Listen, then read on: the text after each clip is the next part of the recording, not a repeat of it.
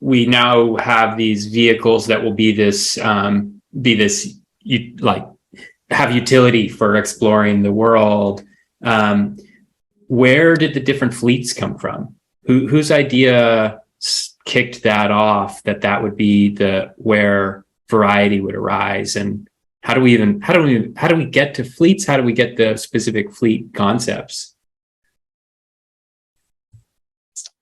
Anybody remember?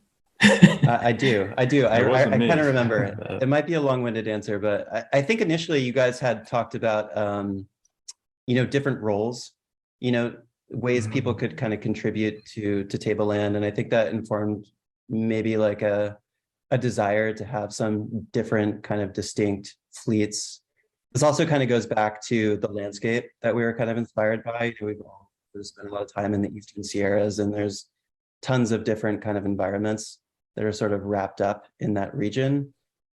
And then also going back to Sander and I sort of like climbing past, there's this sort of this natural migration that happens with climbing, and trying to find cool temperatures where, in the summer, you're kind of in higher sort of alpine environments. And then as it progresses into winter, you're kind of like starting to like go lower in elevation and encounter different environments, seeking sort of these perfect temperatures. And I think that got our minds churning with, wow, there's this whole diverse sort of landscapes that could inform how these vehicles might have evolved to kind of fit within them.